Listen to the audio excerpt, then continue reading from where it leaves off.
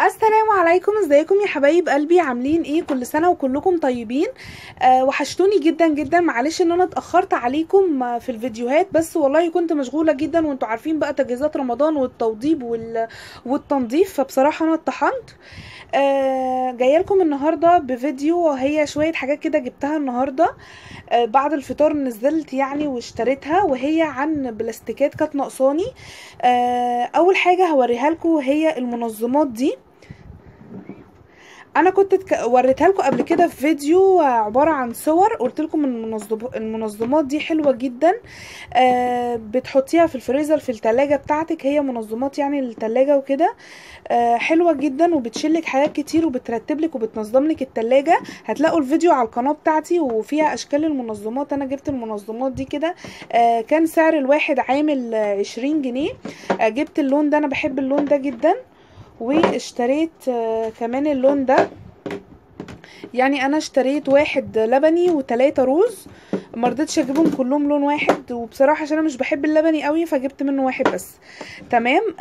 جبت التلاتة دول، وكان الواحد عامل 20 جنيه، وده سعر دلوقتي. انا زي ما قلت لكم بعد الفطار نزلت جبته.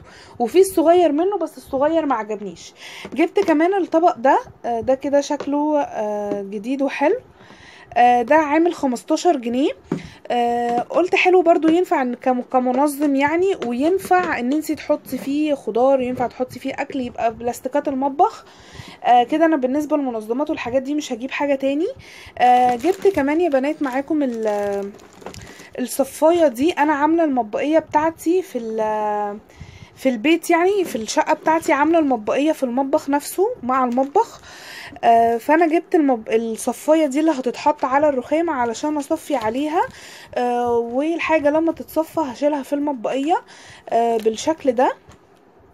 هي بيبقى شكلها كده. طبعا انا جبت اللون الروز، انا من عشاق الفوشيا والبينك والروز وكل الدرجات. اهي دي شكلها، والبلاستيك بتاعها برضو حلو، وكانت عامله 55 جنيه، والاسعار دي جديده. بس هي حاجات بسيطة كده، ما جبتش حاجة تاني. وعايزة اقول لكم ان انا بحضر للبلانر بتاع رمضان، وباذن الله هنزله لكم. بس انا صورته بصراحة اكتر من مرة، بس في مشكلة مش عارفة في ايه. في التحميل في حاجة مش راضي يترفع على اليوتيوب.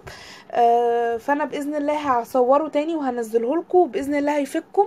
وانتوا وحشتوني جدا جدا جدا، وكل سنة وكلكم طيبين، وربنا يعود عليكم الايام بخير. وما تنسوش يا بنات تعملوا لايك للفيديو، تشتركوا في القناه لو مش مشتركين، وتقولوا لي رايكم تحت في التعليقات.